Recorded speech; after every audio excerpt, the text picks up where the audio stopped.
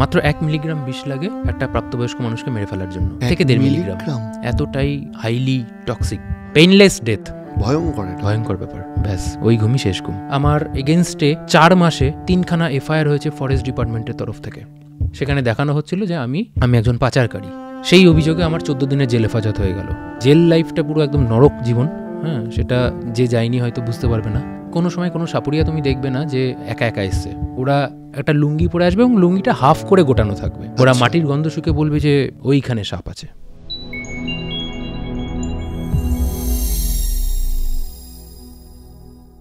নমস্কার।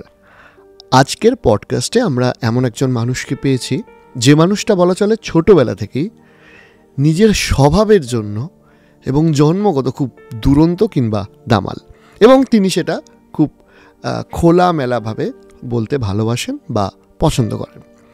তিনি আসলে পেশায় শিক্ষক, কিন্তু তিনি পরিচিত কিংবা বিখ্যাত একজন অ্যানিম্যাল রেস্কিউয়ার হিসাবে। তার ভিডিও আমরা প্রতিদিন দেখি এবং ডেফিনেটলি আপনাদের চোখেও কখনো না কখনো পড়েছে। তার বলার যে ধরন সেটা আমাকে ব্যক্তিগতভাবে খুব আকৃষ্ট করে। যে এনার্জি নিয়ে তিনি ভিডিও বানান সেটা কিন্তু চোখে পড়ার মতো।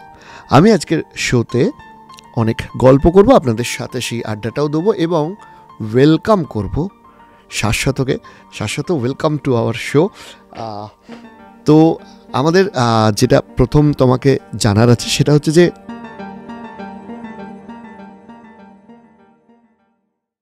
প্রথমে জিজ্ঞাসা করবো, এই যে স্নেক বা সাপ, এটা তো রীতিমতো একটা ভয়ের ব্যাপার। মানে আমরা ওই সর্পিল গতি বলে না, আমি এর আগে সমীরণের ছিল তখনও বলেছিলাম যে আমার জীবনে ইন জেনারেল খুব বেশি ভয় আমার নেই, ভূত টুত ইত্যাদি আমি একা একা ঘুরে বেড়াই, কিন্তু এই একটা জিনিসই ভয় লাগে, সাপ।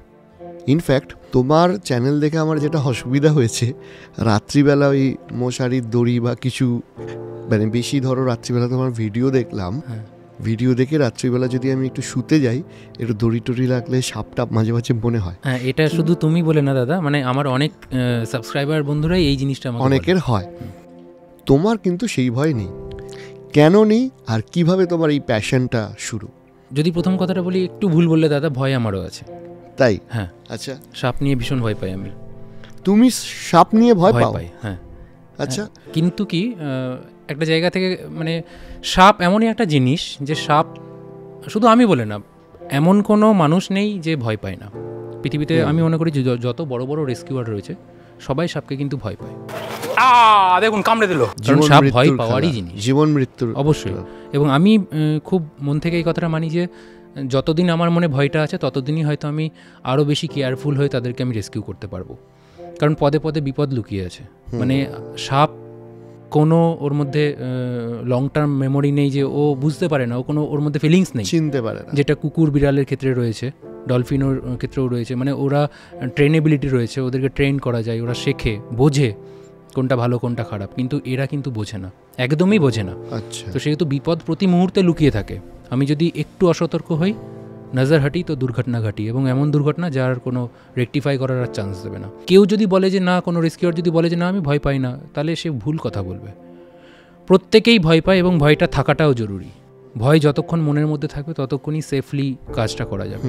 এই যে কামড়ে দিয়েছে, দেখুন রক্ত বেরিয়ে গেছে। এবং সেকেন্ড যেটা বললে যে কীভাবে এই মানে এটা এলো, তাই তো অ্যাকচুয়ালি কীভাবে এলো সেটা আমি খুব স্পেসিফিক্যালি বলতে পারবো না, কিন্তু এসেছে আমার বাড়ি থেকেই। আমার মা ভীষণ সাহসী মহিলা, এবং যখন আমি ছোট তখন দেখতাম যে মা ওই হেলেট ঢোড়া এইসব সাপ যদি বাড়ির মধ্যে ঢুকে যেত, মা দেখতাম টান মেরে বাইরে ফেলে দিত, মানে এই ধরনের একটা ব্যাপার স্যাপার। সেই জায়গা থেকে একটা ছোট মনে একটা কিউরিসিটি জাগে এবং সাপের প্রতি ভালো লাগা জাগে। আস্তে আস্তে দেখছো মানে সাপের লেজ ধরে হ্যাঁ সরিয়ে দিচ্ছে। হ্যাঁ, তো তখন থেকেই সেই কিউরিসিটিটা কাজ করে, এবং ছোট থেকেই আমি ওই হেলে ঢোড়া মানে যেগুলো নন ভেনামাস সেই সমস্ত সাপগুলো ধরি। ঘরচিতি যেগুলো ঘরের মধ্যে থাকে। তোমার তো গ্রামে বাড়ি ছিল? বেসিক্যালি আমার গ্রামেই বাড়ি, বেথুয়া ডহরি, মানে ওখানে যেরকম হয় যে উঠোনে সাপ চলে এলো পুকুর থেকে, তো ওই ধরতে ধরতেই মানে সাপ থেকে মানে সাপের প্রতি ভয়টা কেটে যায়। এবং এমনকি আমি মানে চাকরি পাওয়ার আগে যখন আমি টিউশন ফিউশন পড়াতাম, স্টুডেন্টদেরকেও সাপ দেখাতে নিয়ে যেতাম। ওই নিয়েও প্রচুর গল্প আছে, ওই গল্পটা শুনবো যেটা অফ দ্য ক্যামেরা শুনছিলাম। আচ্ছা, মানে এরকমও হয়েছে একদিন, মানে আমি চাকরি পাওয়ার আগে তখন আমি টিউশনই পড়াতাম, তো টিউশন পড়াতে যাচ্ছি সকালবেলায় সাইকেল চালিয়ে তো রাস্তায় দেখছি একটা হেলে সাপ ক্রস করছে, তো আমি সাইকেল থেকে নামিয়েও নি, আমি জাস্ট হাত দিয়ে সাপটাকে তুলে নিলাম, তুলে নিয়ে আমার কাছে ব্যাগ ছিল, সে ব্যাগের মধ্যে আমি যেতেই মানে আমি থামিও নি, সাইকেল থামায়ও নি। হেলে সাপ মানে যেটা দাঁড়াস বলে? না না না, হেলে সাপ যেগুলো অনেকে ভেন্টি সাপ বলে, মানে লোকাল অনেকে অনেক নাম বলে। আছে তো হেলে সাপ। হেলে সাপের ভিডিও সেইভাবে আমার চ্যানেলে নেই। আচ্ছা। কারণ দাদা এটাও একটা মানে বলার মতো কথা যে হেলে সাপ একসময় প্রচুর দেখতাম আমরা, হেলে সাপটাও কিন্তু আস্তে আস্তে প্রচুর কমে যাচ্ছে, মানে সিরিয়াসলি, মানে লাস্ট 1 বছরে আমি বোধহয় 2 থেকে 3টে হেলে সাপ আমি রেস্কিউ করেছি, মানে হেলে সাপ সেইভাবে আর দেখতেও পাই না। অথচ একসময় প্রচুর পরিমাণে হেলে সাপ দেখা যেত। বড় সাইজে কি ছোট, মানে হেলে সাপ মাঝারি সাইজ হয়, ছোট সাইজ হয় এবং তোমার ছোট ছোট হয়, মানে সরুর উপর হয়। তুমি সাইকেলে করে যাচ্ছো, রাস্তা দিয়ে যাচ্ছিল, হ্যাঁ তুলে নিলাম, দেন তুলে আমি ব্যাগের মধ্যে ঢুকিয়ে নিয়েছি, চেন মেরে দিয়েছি ব্যাগটা, মানে আমি একটু, মানে কি পিট ব্যাগ না হ্যান্ড ব্যাগ? হ্যান্ড ব্যাগ, ওই সাইকেলে ঝোলানো ছিল, একটা ছাতা মতো ছিল ওর মধ্যে, তার মধ্যে নিয়ে নিয়েছি। খুব ডানপিটে স্বভাবের ছিলাম, তো মাথার মধ্যে সবসময় দুষ্টু বুদ্ধি ঘোরে আর কি, হ্যাঁ, যে কীভাবে মানুষের সাথে মজা করা যাবে, কিভাবে কাউকে ভয় দেখানো যাবে, মানে এইসব ব্যাপারগুলো খুব কাজ করে আর কি। তো স্টুডেন্টকে পড়াতে ঢুকেছি, বিছানার উপরেই ব্যাগটা রেখেছি, লিখতে দিয়েছি 2 ভাই বোন পড়ে, এবং লিখতে লিখতে তারা দেখে যে ব্যাগটা নড়ছে, আমাকে বলছে যে স্যার এরকম ব্যাগটা কেন নড়ছে? তুমি কি মানে মাটিতে পড়াছিলে না খাটে? তারা খাটে বসে আছে, আমি চেয়ারে এরকম বসে আছি, আর ব্যাগটা খাটের উপর রেখেছি, ঠিক আছে, ওদের সামনেই রয়েছে, এবং ব্যাগটা রীতিমতো নড়ছে, কিছু প্রথমে কিছুক্ষণ নড়েনি, কিন্তু কতক্ষণ আর থাকবে, ও তো নাড়াচাড়া তো করবে, মানে বেরোনোর চেষ্টা করছে। মানে আমি জাস্ট কল্পনা করছি, ইমাজিন করছি যে ও কোন ক্লাসে পড়তো ওরা তখন? ওরা এই 8-9 এরকম পড়তো, 8-9-এ পড়তো। ব্যাগটা কিরকম মানে নড়ছে? হ্যাঁ, ব্যাগটা মানে ভিতরে সাপটা নড়ছে, খাটের মধ্যে ব্যাগটা নড়ছে, মানে চেন দেওয়া যে ব্যাগগুলো হয়। এবার ওরা জিজ্ঞেস করছে যে স্যার ব্যাগে কি আছে? আমি বললাম কিচ্ছু নেই, চুপচাপ লেখো। কারণ ভেঙে বলতে গেলে তখন একটা কিরকম ব্যাপার হবে। তো দিয়ে কিছুক্ষণ বাদে ওরা লিখছে মন দিয়ে, লিখতে লিখতে হঠাৎ করে চেন দেওয়া ব্যাগগুলোরও দেখবে ফাঁক থাকে, আর শেষের দিকটা ফাঁক থাকে, এবার সাপ বেরোনোর, হেলে সাপ তো সরু সাপ, ঝপাস করে বেরিয়ে গেছে, আর পুরো মানে 2 ভাই বোন পড়ছে বিছানার মধ্যে, সাপ কিলবিল করছে, মানে একটা, আমিও মানে মানসম্মানে পড়ে গেছি, বিরাট চিৎকার চেঁচামেচি লেগে গেছে। হ্যাঁ, বাবা মা সব ছুটে চলে এসেছে। এবার যাই হোক, মানে সেই দিন ওদের বাবা মার কাছে আমি মার খাইনি, এক ভাগ্য ভালো। তবে বললে যে আমি সত্যি একটা মানে একটু অন্যরকম সিচুয়েশনে পড়ে গেছিলাম, তো ওরাও জানে যে আমি এরকম একটু পাগল টাইপের আছি আর কি। হ্যাঁ, এরকম সাপ ব্যাং নিয়ে এসব করি। হ্যাঁ, তো যাই হোক, তখন মেকআপ হলো। হ্যাঁ, ওখানে এইরকম মজার কাহিনী দিয়ে তোমার, আমি এরকম প্রচুর করি বাড়িতে। ধরো জার্নিটা শুরু, হ্যাঁ হ্যাঁ, বাড়িতে মা আছে, হয়তো আমি কোনো সাপ, ওইরকম ডোরা সাপ বা এরকম হেলে সাপ এরকম কিছু পেলাম, আমি টুক করে লুকিয়ে নিয়ে রান্নাঘরে কোনো একটা বাটি চাপা দিয়ে রেখে দিতাম। এবার হয়তো অনেকক্ষণ ধরে আমি কিছু বলছি না, বলতে বলতে হয়তো মা হয়তো হট করে বাটিটা তুলতে গেছে, কিংবা আমি হয়তো যখন দেখছি মা বাটিটা তুলছে না কিছুতেই, হ্যাঁ, আমি বললাম মা বাটিটা দাও তো। তো মা যখন বাটিটা তুললো, হয়তো ওই যে চিৎকার করে উঠবে সাপ দেখে। হ্যাঁ, মানে হঠাৎ করে দেখে তো সবাই ভয় পেয়ে যাবে। থাকাও কিন্তু ডেঞ্জারাস, এমন ছেলে থাকা। মানে এগুলো আমি বেসিক্যালি খুব এনজয় করি আর কি। হ্যাঁ, মানে মজা টজা করে। আমাদের সাথে মজা করো না কিন্তু। না না, আচ্ছা, তারপর তো মানে এইরকম অ্যাক্টিভিটি আমার চলতো, এবং এইরকম চালাতে চালাতেই আস্তে আস্তে এই যে বাড়ি বাড়ি গিয়ে যে সাপ উদ্ধার করার ব্যাপারটা বলতে পারো লকডাউনের টাইম থেকে স্টার্ট হয়। মানে তখন তোমার আস্তে আস্তে পরিচিতিটা হতে শুরু করে, মানে লোয়ার লেভেলে। হ্যাঁ, তার আগে থেকেই তো আমি ছোটোবেলা থেকেই এগুলো করি, এবং ফার্স্ট বিষধর সাপ উদ্ধার আমার নিজের বাড়িতেই হয়। একটা কালার সাপ, আমার ভাই গ্যারেজে ঢুকছিল রাত্রিবেলাতে, কিছু একটা সাপ দেখে ওরকম আমাকে বললো এরকম সাপ। তো আমি গিয়ে দেখি যে ওটা কালার সাপ ছিল, খুব ভয়ঙ্কর সাপ। হ্যাঁ, এবং সাপটা সত্যিই খুব শান্ত, মানে বেসিক্যালি ক্রেট প্রজাতির যে কোনো সাপই শান্ত প্রজাতির হয়, এবং চট করে এরা বাইট করে না। আচ্ছা, সেটা কমন ক্রেট কালাচ হতে পারে, বা ওদিকে ব্যান্ডেড ক্রেট শাখামুটি যেটাকে বলে সেটা হতে পারে। মানে যে কোনো ক্রেট প্রজাতির সাপ, মানে অ্যাগ্রেশন নেই ওদের মধ্যে। প্রজাতির বিশেষত্বটা কি? ক্রেট প্রজাতির বিশেষত্ব হচ্ছে এদের ভেনামটা হাইলি টক্সিক, মানে প্রচণ্ড বিষধর হয় এরা। আচ্ছা, কিন্তু এদের অ্যাগ্রেশন নেই, অ্যাগ্রেসিভনেসটা অনেকটা কম। আচ্ছা, তুলনায় মানে তুমি যদি স্পেকটেকল কোবরা বলো বা রাসেলস ভাইপার বলো, রাসেলস ভাইপার হচ্ছে আমাদের ভারতবর্ষের মধ্যে সব থেকে ডেডলিয়েস্ট স্নেক, অ্যাগ্রেশনের দিক থেকেও এবং তার টক্সিসিটির দিক থেকেও। আচ্ছা, এবার খুবই বারান্দায় গিয়ে দেখলে ওটা কালাচ্ছে। হ্যাঁ, এবং ওটাকেই তখন আমি সাবধানে, ঠিক মানে যেহেতু দেখো তুমি নন ভেনামাস সাপ ধরতে তুমি অভ্যস্ত, তো সাপ ধরার বেসিক আইডিয়াটা তার মানে তোমার মধ্যে আছে, তুমি জানো যে কিভাবে ওটা ধরলে কামড়ায় না।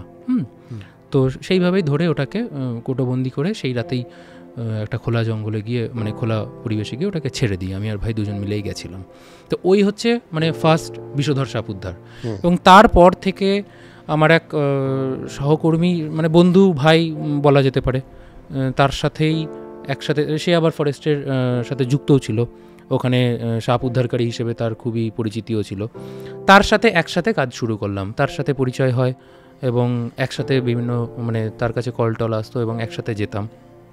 এবং ওই যেতে যেতে উদ্ধার করতে করতে হাতে কলমে আরও জ্ঞান আসতে থাকে। এবং মাথার মধ্যে একদিন হুট করে এলো যে অনেকেই তো চ্যানেল ক্রিয়েট করে, এবং সবথেকে বড় কথা যেটা, চ্যানেল ক্রিয়েট করাটা না, মানে আমরা যখন গ্রাউন্ড লেভেলে যাই না দাদা, মানে তুমি বিশ্বাস করবে না কত শিক্ষিত মানুষ, অথচ তাদের মনের মধ্যে সাপ নিয়ে এত গোড়ামি রয়েছে, এত কুসংস্কার দানা বেঁধে রয়েছে, মানে এগুলো কল্পনা করা যায় না। তো সেই জায়গা থেকে মনে হলো যে মানুষকে সচেতন করা দরকার, মানুষকে জানানো দরকার যে আসল জিনিসটা কি। সাপ দেখলেই প্রথম মানুষের মধ্যে চলে আসে মেরে ফেল। সেই জায়গা থেকে আমার প্রচেষ্টা এটাই যে প্রত্যেকটা প্রাণীর কিন্তু দরকার আছে, মানে এই যে মুখে আমি বলে দিলাম যে ইকোসিস্টেমে ব্যালেন্স রাখা দরকার, সেটা মানে দরকারগুলোও বোঝানো দরকার। যে আমি আমার ভিডিও দিয়ে সেগুলোই বোঝানোর চেষ্টা করি। আমার বাবা হার্টের পেশেন্ট, বাইপাস সার্জারি হয়েছে, দুবার করে ব্রেন স্ট্রোক হয়েছে, মানে বোথ হার্টের পেশেন্ট এবং নার্ভের পেশেন্ট। এই যে যাদের হার্টের পেশেন্ট রয়েছে, আমাদের মোরাললেস এখন প্রত্যেকটা ফ্যামিলিতে দেখতে গেলে একটা করে কিন্তু এরকম পেশেন্ট পাবে, যে যার কিনা হার্টের রোগ আছে বা নিউরো রোগ আছে, নার্ভের রোগ আছে। তো এই নার্ভের রোগ এবং হার্টের রোগ, এই সমস্ত পেশেন্টগুলোর খুব দামি এবং ভাইটাল ওষুধ ওই হিমোটক্সিক, মানে যেগুলো হার্টের ওষুধ সেগুলো তোমার রাসেলস ভাইপারের ভেনাম থেকে হয়, যেগুলো নিউরোটক্সিক, যেগুলো নার্ভের পেশেন্ট সেগুলো ওই ক্রেড বলো, কালাচ বা স্পেকটেকল কোবরা, গোখরো, এদের বীজ থেকে কিন্তু তৈরি হয়। এখন যদি হঠাৎ করে যদি স্নেক যদি অবলুপ্ত হয়ে যায় না, সেই পেশেন্টগুলোকে আমরা বাঁচাতে পারবো না। আচ্ছা, ভীষণ ইম্পর্টেন্ট প্রথমত। হ্যাঁ, তো সেই জায়গা থেকেই একটা মানুষকে অ্যাওয়ারনেস করার, মানুষকে জানানোর, সাপ সম্পর্কে চেনানোর। 10টা সাপ যদি আমরা পরিবেশে দেখি, তার মধ্যে 8টা সাপই কিন্তু নির্বিষ সাপ, অথচ আমরা ভয় পেয়ে তাকে মেরে ফেলি, তাকে মারার কোনো লজিকই নেই। আচ্ছা, অথচ তারা ইকো ফ্রেন্ডলি, চাষি মানে কৃষক বন্ধু বলি। যে দাঁড়ার সাপ বিরাট বড় হয়, 7 ফুট 8 ফুট লম্বা হয়, দেখে বিরাট ভয় লাগে, কিন্তু ওর মতো কৃষক বন্ধু কিন্তু বাস্তবে আমাদের পরিবেশে এখন কিন্তু নেই। ইঁদুর এত পরিমাণে খায়, মানে কিছুক্ষণের জন্য যদি আমরা মনে করি দাদা যে সাপ নেই পৃথিবীতে, এরকম যদি আমরা মনে করি, তাহলে আমাদেরকে কিন্তু কালকে আমরা বাড়িতে থাকবো না, ইঁদুররা বাড়িতে থাকবে, আমাদেরকে বাড়ি ছেড়ে বেরিয়ে আসতে হবে, এরকম টাইপের সিচুয়েশন ক্রিয়েট হয়ে যাবে। মানে একজোড়া ইঁদুর থেকে বছরে 36,000 পর্যন্ত ইঁদুর হতে পারে।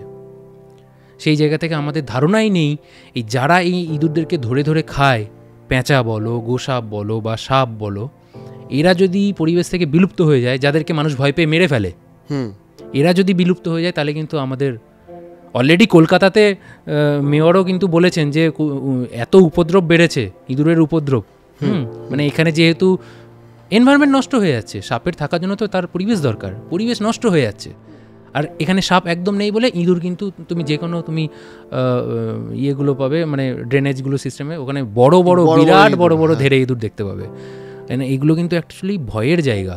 ইঁদুর যে পরিমাণে বাড়ছে না, আগামী 20 বছরে কলকাতার জন্য কিন্তু বিরাট ভয়ের একটা, চিন্তার একটা বিষয়। স্বয়ং আমি মেয়রেরও একটা আমি বাইট দেখেছিলাম, এই ইঁদুর নিয়ে উষ্মা প্রকাশ করেছিলেন উনি। ফলে সাপের যে শুধুমাত্র ইকোসিস্টেমে ইম্পর্টেন্স রয়েছে সেটাই নয়, ইকোসিস্টেমের সাথে সাথে আমাদের কমার্শিয়াল এবং সমস্ত দিকেও ইম্পর্টেন্স অবশ্যই, যেহেতু আমরাও ইকোসিস্টেমেরই একটা পার্ট। এইবার আমি তোমায় জিজ্ঞাসা করছি যে তুমি যখন বিভিন্ন জায়গায় রেস্কিউ করতে যাচ্ছ, আমি সাপ ধরতে যাচ্ছ এই শব্দটা ইউজ করি না, কারণ আমি জানি যে তুমি রেস্কিউ করো। তুমি যখন রেস্কিউ করতে যাচ্ছ, তখন কি রকমের কুসংস্কার তুমি মানুষের মধ্যে দেখতে পাও? মানে এটার একটা লম্বা লিস্ট হয়ে যাবে। মানে সাপ ধরতে, মানে সাপ যখন আমি উদ্ধার করতে যাই, তখন সাপ এমনও হয়েছে যে কেউ প্রণাম করছে সেই সাপটাকে ধরে, বলে যে তুমি একটু মুখটা ধরো, আমি ধরে প্রণাম করব। সেই হয় না প্রদীপ দিয়ে, যেগুলোকে প্রদীপ দিয়ে আরতি করা। হ্যাঁ, এরকমও হয়েছে, একটা বাড়ি থেকে বেতাছড়া সাপ ধরতে গেছি, সেখানে সাপটাকে ধরার পর সেই রীতিমতো বেতাছড়া, যেটাকে মানে এটা একটা গাছের সাপ। আচ্ছা আচ্ছা, এটাও নন ভেনামাস, এটা গাছে গাছেই ঘোরে, কাইন্ড অফ লাউডগা বলতে পারো। লাউডগা যেটা একদম সবুজ কালারের হয়, আর বেতাছড়া তোমার একটু ব্রোঞ্জ কালারের হয়, ব্রোঞ্জ ব্যাক ট্রি স্নেক বলে ওটাকে।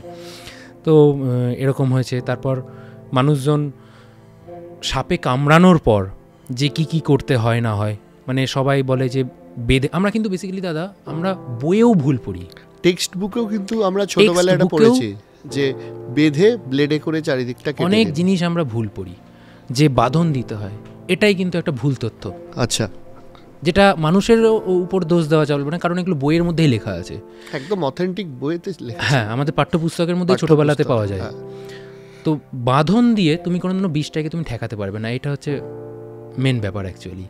যে আমরা যে শক্ত করে যদি বাঁধন দিই, পায়ে আমার কামড়ালো বা হাতে কামড়ালো, আমি যদি এখানে বাঁধনটা দিই, যদি সেই রকম লেভেলের বাঁধন দিয়ে একদম পুরো ব্লাড মানে মানে তাতে আরও ক্ষতি, সেটাতে বিরাট ক্ষতি হয়ে যাবে, হাত পচে যেতে পারে, যেটা হিমোটক্সিক ভেনামের ক্ষেত্রে বেশি হয়। মানে রাসেলস ভাইপার বাইট যদি করে দেয় তোমাকে, সেক্ষেত্রে তো আমরা খুবই বলি যে ভুল করেও বাঁধন দেবেন না, কারণ ভুল করেও যদি সেই জায়গাটা বাঁধন দেয়, তাহলে হাতটা হয়তো কেটে বাদ দিতে হতে পারে তার।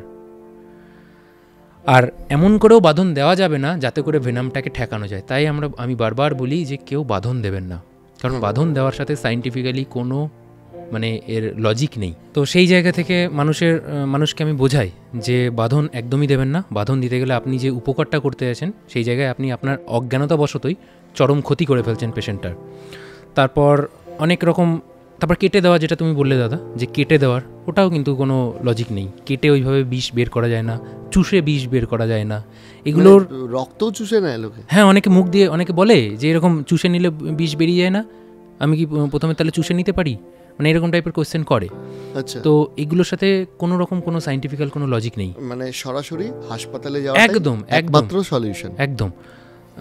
এবার সেটা এইবার তুমি জিজ্ঞেস করছি, মানে এটা যেহেতু খুবই এমার্জেন্সি, এবং আমার বিশ্বাস যারা গ্রামের মানুষের থেকেও আমার যারা শহরের মানুষজন দেখছে, কারণ আমি নিজে ব্যক্তিগতভাবে আমাদের পাড়াতে, আমি শ্রীরামপুর শহরে থাকি, ওখানে গাছপালা প্রায় নেই বললেই চলে, পুরোটাই কংক্রিটের শহর, জঞ্জাল হয়ে গেছে রীতিমতো, কংক্রিটের জঞ্জাল যাকে বলে। তো সেই শহরেও কিন্তু আমি ওই যে বাড়ি হয় ইঁট রাখা থাকে না, ওই ইঁটের ফাঁকে চন্দ্রবোরা দেখেছি, রাসেলস ভাইপার। তো আমি জিজ্ঞাসা করছি যে এই যে হাসপাতাল, সরকারি হাসপাতাল বলা হয়, সেখানে তো ওষুধ থাকে, অ্যান্টিভেনাম থাকে, এগুলো কি বেসরকারি হাসপাতালগুলোতেও অ্যাভেলেবেল থাকে? অ্যাভেলেবেল আছে। আচ্ছা, যেখানে রাত্রিবেলায় পেশেন্টকে রাখার মতো ব্যবস্থা রয়েছে, ইনফ্রাস্ট্রাকচার রয়েছে, সেই সমস্ত জায়গাতেই তুমি অ্যান্টিভেনাম অ্যাভেলেবেল পাবে। মানে এটা সরকারি কি নিয়ম? হ্যাঁ, এটা আমাদের ভারত সরকারের নিয়ম, কিন্তু বাংলাদেশেরও প্রচুর সাবস্ক্রাইবারের সাথে আমার যোগাযোগ থাকে, এবং সেখানে দেখি একটা অদ্ভুত, মানে কষ্ট লাগে দেখে বেসিক্যালি, ওখানে সব জায়গায় এই অ্যাভেলেবিলিটিটা নেই। আমাদের এখানে কি মোটামুটি যে কোনো জায়গায় গেলে, নার্সিংহোমে গেলে বা হাসপাতালে গেলে, নার্সিংহোমে তো কস্টলি হয়ে যায় ব্যাপারটা, কিন্তু হাসপাতালে আমি দর্শকদের জন্য জিজ্ঞেস করছি, কারণ হয়তো শহরে, মানে এটা কি বলতো, গ্রামের মানুষজনদের কাছে অনেককেই আমি দেখেছি যে গ্রামের ওই পাড়াতে কাউকে সাপে কেটেছে বা ইত্যাদি, শহরে কিন্তু এটা একদম রেয়ার। কিন্তু কাউকে যদি মানে সাপে কাটে, আমি সেই জন্য জিজ্ঞেস করি, নিয়ারেস্ট নার্সিং হোমে গেলেই সেখানে অ্যান্টিভেনাম অ্যাভেলেবেল আছে, ওখানে পেয়ে যাবে।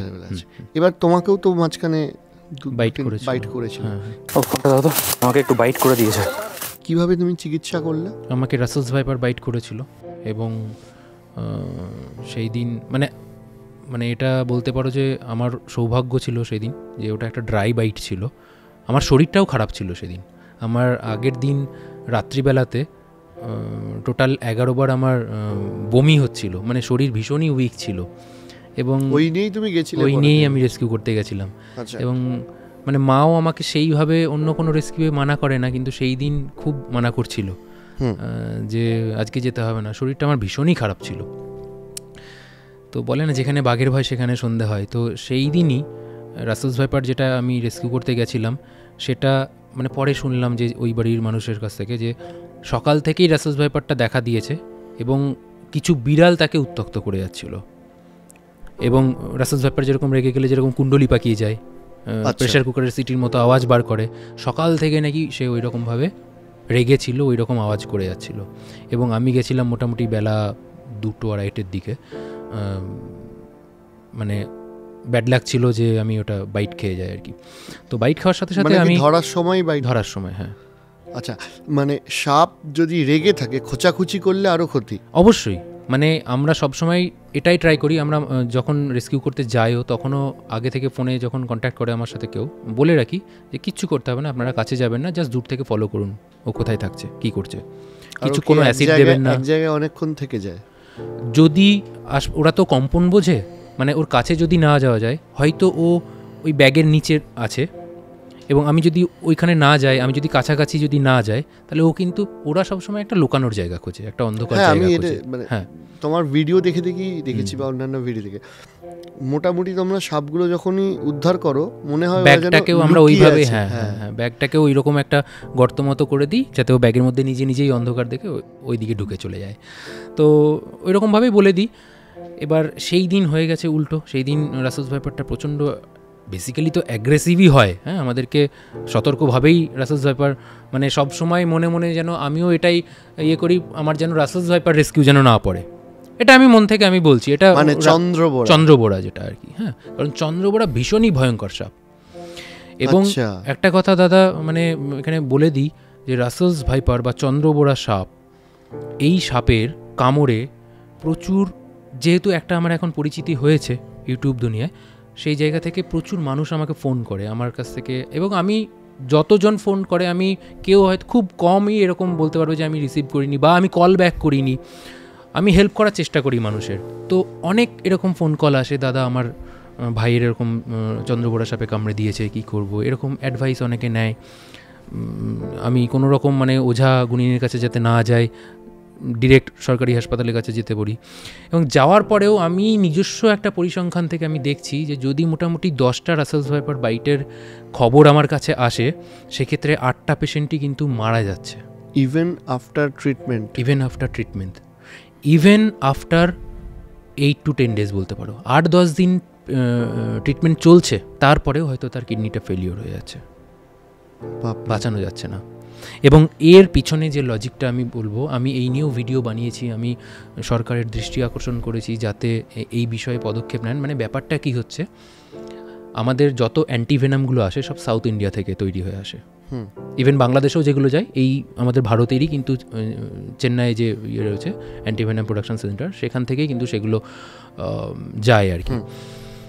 দক্ষিণ ভারতের চন্দ্রবোড়ার বিষের ক্যারেক্টারিস্টিক এবং আমাদের এখানকার এই গাঙ্গেয় সমভূমির চন্দ্রবোড়ার ক্যারেক্টারিস্টিকে কিছুটা চেঞ্জেস দেখা যাচ্ছে। আচ্ছা, যে কারণে অ্যান্টিভেনাম দেওয়ার পরেও তাদেরকে বাঁচানো সম্ভব হচ্ছে না, বা যেটা বেঁচেও যাচ্ছে সেটা হয়তো মানে কয়েক ভায়াল দিলেই হয়তো ঠিক হয়ে যাওয়ার কথা, কিন্তু সেখানে প্রচুর মানে 40 ভায়াল অবধি দিতে হচ্ছে, মানে এইরকম টাইপের একটা ব্যাপার হয়ে যাচ্ছে। আচ্ছা, এবার তোমার ড্রাই বাইট ছিল, মানে ড্রাই বাইট বলতে মানে বিষটা ঢালেনি। আমি দেখেছিলাম ওই ভিডিওটা, তুমি হাসপাতালে বসে বসে, যে একটু আগেই আমাকে রাসেলস ভাইপার, ভয় লাগছিল না তখন? এক্ষেত্রে মানে এটা কি বোঝা যায় যে ড্রাই বাইট করেছে না ড্রাই বাইট বা অরিজিনাল বাইট, এটা তুমি চট করে বুঝতে পারবে না। আচ্ছা, তবে ভাইপার জাতীয় সাপের ক্ষেত্রে কি হয়, বাইট যদি তুমি সেখানে যদি ভেনাম যদি ও ঢেলে দেয়, তাহলে সেই জায়গাটা কিছুক্ষণের মধ্যে তোমার পেন স্টার্ট হবে, মানে সেই জায়গাটা হতে থাকবে, মানে রস বেরোতে থাকবে, সেই জায়গাটা বেসিক্যালি বলতে গেলে মানে তার পচন স্টার্ট হয়ে যাবে সেই জায়গাটার। কয়েক ঘন্টার মধ্যে? অবশ্য কয়েক ঘন্টা না, আমি বলছি মোটামুটি আধ ঘন্টা থেকে 40 মিনিটের মধ্যে তোমার ওই জায়গাটায় পেন স্টার্ট হয়ে যাবে, মানে প্রচণ্ড পেন করবে এবং সেই জায়গাটায় ফোসকা পড়ার মতো বেরোতে থাকবে। মানে বলছি না, ওটা হিমোটক্সিন, তো মানে রক্তকণিকা ভেঙে দেয়, এই কারণেই আমরা আরও বাঁধতে মানা করি, কারণ যদি বেঁধে দেওয়া যায় তাহলে ওইটুকুনির মধ্যে ভেনামটা বেশি পরিমাণে হয়ে থাকবে এবং এফেক্টটা বেশি করে ফেলবে। আধ ঘন্টার মধ্যে থেকে এটা শুরু হয়ে যায়। হ্যাঁ হ্যাঁ হ্যাঁ। এবং তুমি যেটা প্রশ্নটা করলে দাদা, যে ভয় লাগেনি, ভয় না লাগানোই উচিত। এক্ষেত্রে আমি দর্শক বন্ধুদেরকে আমি সবাইকে বলবো যে যাদের বাড়ির সাথে এরকম হচ্ছে, মানে যাদের বাড়ির কোনো মেম্বারকে স্নেক বাইট হচ্ছে বা আপনার বন্ধু সার্কেলে আপনার পরিচিত কাউকে স্নেক বাইট হয়েছে, ভয় দেখানো চলবে না তাকে তাকে সাহস দিতে হবে। কারণ দাদা 10টা পেশেন্ট যদি স্নেক বাইটে মারা যায়, তার মধ্যে 7টা পেশেন্টই কিন্তু ভয় পেয়ে মারা যায়, ভেনামের এফেক্টে মারা যায়, হার্ট অ্যাটাকে। হ্যাঁ, হার্টটা ফেইলিওর করে যায়।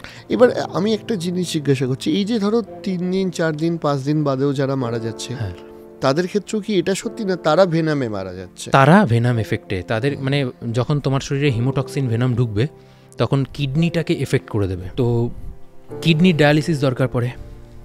কিডনির ডায়ালিসিস সব জায়গাতে অ্যাভেলেবেল নেই, তার জন্য কি হয়, তাকে রেফার করতে হয় ভালো জায়গায়। এবার এই টাইমটাতেও যদি আবার স্নেক বাইটের ক্ষেত্রে টাইমটা খুবই ইম্পর্টেন্ট, ভীষণ ইম্পর্টেন্ট। মানে ওঝা গুনিনের কাছে কি হয়, ম্যাক্সিমাম টাইম গ্রামের মানুষজন ওঝা গুনির কাছে চলে যায়, সময় নষ্ট করে ফেলে, ওখানেই মোটামুটি ঘন্টাখানেক 1.5 ঘন্টা 2 ঘন্টা চলে গেল, যখন দেখছে যে সে আরও বিগড়ে যাচ্ছে, তার অবস্থা খারাপ হয়ে যাচ্ছে। মানে সাপে কামড়ানোর পর প্রতিটা মিনিট খুব ইম্পর্টেন্ট, ভীষণ ইম্পর্টেন্ট। কত মিনিটের মধ্যে হাসপাতালে অ্যান্টিভেনামটা পাওয়া শুরু করলে সুবিধা? এই প্রশ্নটা অনেকে করে, কিন্তু খুব ভালোভাবে উত্তর দিতে গেলে এর কোনো উত্তর নেই। আচ্ছা, সেই জায়গা থেকেও আমরা বলি মোটামুটি 100 মিনিট, আধ ঘন্টা থেকে 40 মিনিটের মধ্যে ট্রিটমেন্টটা স্টার্ট করতে হবে।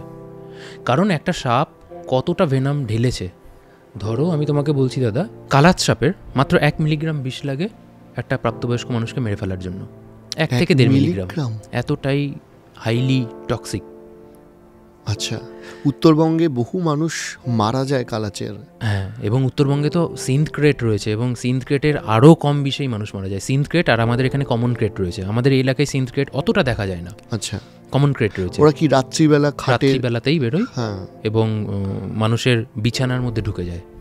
গ্রাম বাংলায় কি হয়, গরমকালে বিছানাতেই মাটিতেই শুয়ে পড়ে, এবং ওরা কি করে, গায়ের মধ্যে ঢুকে যায়, মানুষের উষ্ণতাটা পছন্দ করে ওরা। আচ্ছা, ধরো তুমি কাত হয়ে শুয়ে আছো, ও পিঠ বরাবর গিয়েও চুপ করে শুয়ে থাকবে। এবার তোমার একটু ঠান্ডা ঠান্ডা হয়তো লাগলো, বা ও নড়ছে চড়ছে, হয়তো একটু সুরসুরি লাগলো, তুমি পাশ ফিরলে, চাপ খেয়ে গেল সাপ, তখনও বাইট করে দেয় পিঠে বা পায়ে, যেখানেই হোক না কেন, যেখানে চাপ লাগবে সেখানে বাইট করে দেয়। এবং আমি শুনেছি ওটা নাকি বোঝাও যায় না চট করে, খুব একটা যন্ত্রণা হয় না। এক্স্যাক্টলি। এই কারণেই আমাদের শুধু ভারতবর্ষ না, গোটা এশিয়া মহাদেশে সব থেকে বেশি সাপের কামড়ে মারা যাওয়া রোগীর মধ্যে এই 1 নম্বরে রয়েছে কালাত সাপের কামড়ের ঘটনাটা। আচ্ছা, যখন একটা মানুষ খুব গভীর ঘুমে থাকবে, কালাত সাপের বাইটটাকে বুঝতে পারে না, কারণ হচ্ছে কালাত সাপের দাঁত হচ্ছে খুব সূক্ষ্ম দাঁত, ভীষণ সরু, পিঁপড়ের মতো কামড়। হ্যাঁ, পিঁপড়ে কামড়ের মতো মনে হবে। এবং আরও যেটা ভয়ঙ্কর ব্যাপার সেটা হচ্ছে যে কালাত সাপের বিষের মধ্যে সেই প্রোটিন অণুগুলো নেই যেটাতে জ্বালা যন্ত্রণা সৃষ্টি করে, সেই প্রোটিন অণুগুলো ওর বিষের মধ্যে মিসিং। এর ফলে তোমাকে ধরো কামড়েও দিল, তুমি হয়তো বুঝতেও পারলে যে কিছু একটা হলো পিঠে, এবার হয়তো উঠে বসলে, তুমি তো লাইট জেনে ঘুমাচ্ছ না, তুমি অন্ধকার করে কিন্তু ঘুমাচ্ছ, ততক্ষণে কি হচ্ছে, ও কোনো একটা সাইডে ঢুকে গেছে, নড়াচড়া হচ্ছে, তুমি করছো, উঠছো, লাইট জ্বালতে যাচ্ছ, ততক্ষণে নড়াচড়াতে ও অন্য কোনো একটা হয়তো গর্তের মধ্যে ঢুকে গেল, বা বেড়ার ওপারে চলে গেল, বেরিয়েই গেল ঘর থেকে। তুমি লাইট জ্বেলেও দেখলে যে হয়তো কিছু নেই, তুমি দেখলে ব্লাডও বেরোয়নি, কারণ ব্লাডও বেরোয় না অনেক সময়। তুমি কি করলে, আবার লাইটটা অফ করে শুয়ে পড়লে, ব্যাস ওই ঘুমই শেষ ঘুম। আচ্ছা, সকালবেলায় ও মানে ঘুমের ঘরেই ও মারা যায়, কোনো রকম পেন হয় না, পেইনলেস ডেথ। ভয়ঙ্কর ব্যাপার। এবার তাহলে এই তো গেল চিকিৎসা ইত্যাদি ইত্যাদি, এবার তোমরা কি বিভিন্ন মানুষের খবর পাও? খবরগুলো কি তোমরা ফোন নাম্বারে পাও, যেগুলো তোমরা চ্যানেলে দিয়ে রাখো? হ্যাঁ, রিসেন্ট প্রচুর মানে বাংলাদেশের মানুষ, আমাকে প্রচুর ভালোবাসা পাচ্ছি বাংলাদেশের মানুষের তরফ থেকে। বাংলাদেশের প্রচুর মানুষ আমাকে পছন্দ করছে, রিসেন্ট তারা আমাকে ফোন করছে, মেসেজ করছে, আমার খোঁজ খবর রাখে। মানে এখন না, মানে দেখতে গেলে সত্যি বলছি, মানে পশ্চিমবঙ্গের মানুষের থেকে আমি বাংলাদেশের মানুষের কাছ থেকে প্রচুর উইশ পাই, প্রচুর আমাকে শুভেচ্ছা বার্তা জানায়। কত দূর তোমরা যাও? আমি মোটামুটি 200-250 কিলোমিটার দূরেও গেছি। এদিকে দক্ষিণ বারাসাতেও কিছুদিন আগেই এসেছিলাম, একটা কালনাগিনী সাপ রেস্কিউ করতে এসেছিলাম। যেহেতু কালনাগিনী সাপ, যেটাকে সেই লক্ষিন্দর বেহুলার একটা মনসা মঙ্গল কাব্যের কাহিনীর সাথে জড়িত, কালনাগিনী সাপ নিয়েও প্রচুর কুসংস্কার রয়েছে, হ্যাঁ, যে ভীষণ ভয়ঙ্কর সাপ। কিন্তু বেসিক্যালি কালনাগিনী সাপের মাইল্ডলি ভেনামাস বলে, মানে সেমি ভেনামাস, আধা বিষেলা, মানে ওর যেটুকুনি বিষ আছে সেই বিষে একটা মানুষ মারা যাবে না। এবং সাপটা ধরতে গিয়ে আমি কামড়ও খেয়েছিলাম, ভিডিওতে আছে সেটা। দেখুন কামড় দিয়ে দিল বন্ধুরা, ভয়ঙ্কর কালনাগিনীর কিন্তু কামড় খেয়ে গেলাম, কোনো এফেক্ট কিছু হয় না। হ্যাঁ, কালনাগিনী সাপের ওই গল্পটাতেই কালনাগিনী সাপকে ভয়ঙ্কর করে দেখানো হয়েছে। কালনাগিনী শুনলেই একটা নামটার মধ্যে একটা গ্ল্যামার আছে, অর্নেট ফ্লাইং স্নেক বলে। তো এটা ওই একই রকম, যেরকম তোমার বেতাছড়া হয় বা লাউডগা সাপ যেগুলো হয়, ওই একই ক্যাটাগরির হয় এগুলো, গাছের সাপ এরা, গাছের সাপ। এবার মানে যেটা থেকে আমরা একটু সরে এলাম সেটা হচ্ছে এই যে ড্রাই বাইট তুমি বলছিলে, তুমি তো হাসপাতালে গেলে, এই ড্রাই বাইট করেছে না বিষ ঢেলেছে এটা কিভাবে বোঝা যেতে পারে? 20 মিনিটস একটা টেস্ট হয়, ব্লাড নেবে, ব্লাড স্যাম্পেল নেবে, ব্লাড স্যাম্পেল নেওয়ার পর ওরা 20 মিনিট ওইটাকে কোনো রকম শেক করবে না, এক জায়গায় স্টিল রেখে দেবে। যদি ব্লাডটা জমাট বেঁধে যায় তার মানে ওখান থেকে বোঝা যাবে তোমার মধ্যে, ওর মধ্যে হিমোটক্সিন নেই। আচ্ছা, যে মানে ব্লাড ওইখান থেকে যে কোনো জায়গা থেকে, শরীর থেকে তোমার ব্লাড, শরীরের ব্লাড, ওটা শরীরের ব্লাড। হ্যাঁ, এবার আসছি সব থেকে বেশি যেটা তোমার চ্যানেলে দেখেছি, গোখরো, ভয়ঙ্কর ফনা, ভয়ঙ্কর aggression.